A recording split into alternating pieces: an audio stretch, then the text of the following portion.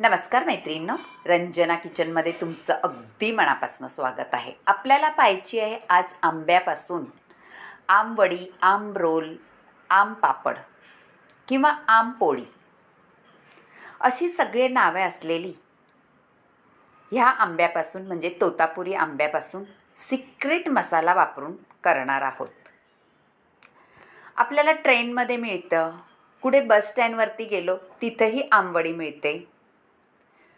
गावाला जाताना नक्कीच आपण असे घेऊन फिरणारे आंबवडी आपल्याला खरंच खायला खूप आवडतं आणि तोंडात टाकलं का छान मनमोहक तृप्त झाल्यासारखं वाटतं. तशीच आंबवडी आपण घरी बनवणार आहोत. त्यासाठी घेतलेले आहेत कच्ची आंबे म्हणजे कच्च्या कैऱ्या. त्या कैऱ्या आहेत आपूस. आता सोलून तर घेतलेले आहेत, त्याचे कापही करून घेणार आहोत. झटपट होणारी आंबवडी घरच्या घरी.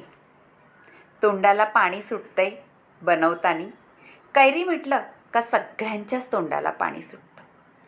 पण ह्यामध्ये आपण एक सिक्रेट मसाला घालणार आहोत, त्यामुळे आपल्या पोटाला पाचक मिळणार आहे. ही आंबवडी तुम्ही खाताना लहान मुलांना सुद्धा देऊ शकता. त्याने सर्दी, खोकला हे काहीही न होता ही आंबवडी सगळ्यांनाच तेवढीच रुचकर अशी बनणार आहे. त्यासाठी आपण बनवणार आहोत एक सिक्रेट मसाला. आता कैऱ्या छान कापून घ्यायच्या आहेत, साल काढलेल्या, आणि त्याचे आपण काय करणार आहेत व्हिडिओ संपूर्ण पहा मैत्रिणींनो. आता कुकरमध्ये घालून घेतलेल्या आहेत ह्या कैऱ्या. कैऱ्या 1 किलो आहेत. 1 किलो कैऱ्याचा आम पापड बनवायचे आहेत किंवा आंबवडी. आता त्यामध्ये आपण घालणार आहोत दालचिनीचे तुकडे, लवंगा, मिरी, वेलची असे सगळं घालून आपण वाफवून घेणार आहोत कैऱ्या, म्हणजे कैऱ्याचे तुकडे केलेले. त्यामध्ये पाणी किती घालायचं आहे? फक्त कैरी थोडीशी बुडेल एवढंच पाणी घालायचं आहे. आता कुकर गॅसवर ठेवून द्यायचा आहे आणि त्याला झाकण लावून 3 शिट्ट्या करायच्या आहेत. झटपट होणारी रेसिपी आहे. आपल्याला खरंच घरी करताना येणार असं वाटतं, पण घरी केल्याने मस्तच होते. आता मिक्सरच्या भांड्यामध्ये आपल्याला काळं मीठ, सुंठ, वेलचीचे दाणे हे सगळं घालून घ्यायचं आहे आणि आपल्याला ह्याची पावडर बनवायची आहे. थोड्याशा 2-3 मी बेडगी मिरच्याही घेतलेल्या आहे, म्हणजे काश्मीरी असते ती, आणि ते सुद्धा आपल्याला बारीक वाटायचं आहे. अजूनही काही पदार्थ घालायचे आहे ते पहा.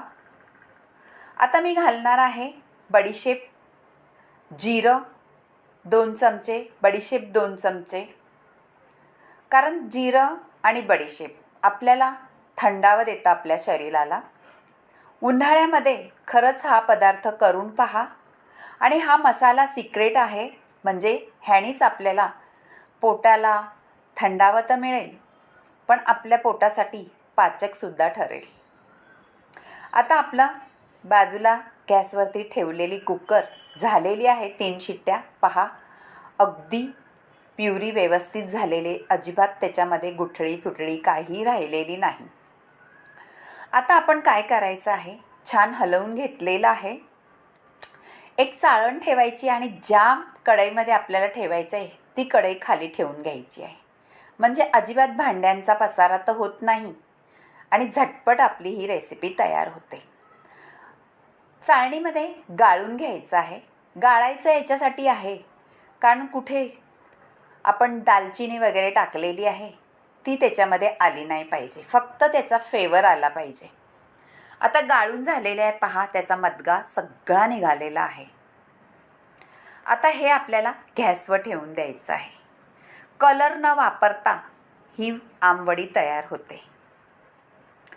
आता ह्यामध्ये आपल्याला दळलेली पिठी साखर, म्हणजे तुमच्याकडे पिठी साखर नसली तर मिक्सरला लावू शकता, ती 1 वाटीभर आणि अजून अर्धी वाटीभर घालायची आहे.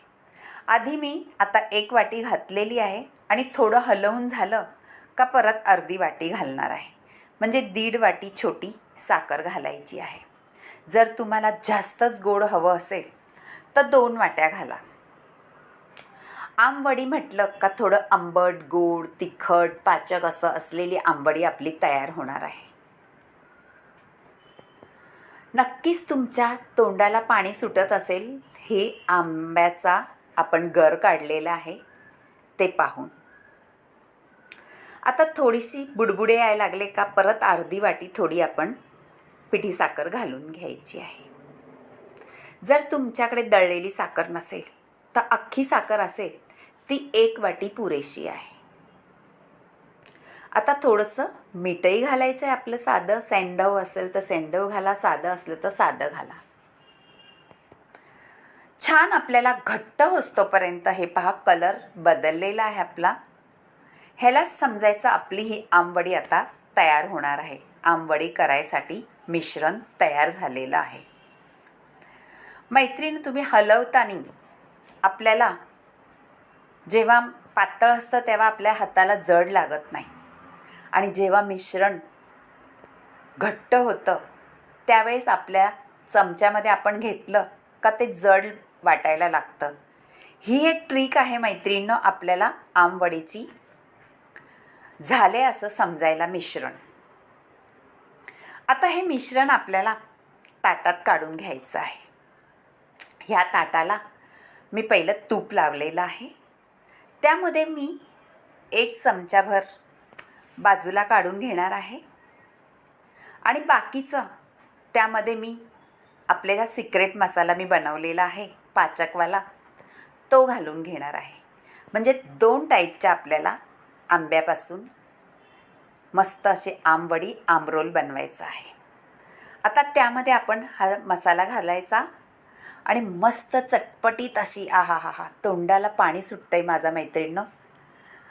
सुंदर अशी चटपटी आमरोल आणि आंबवडी तयार होणार आहे.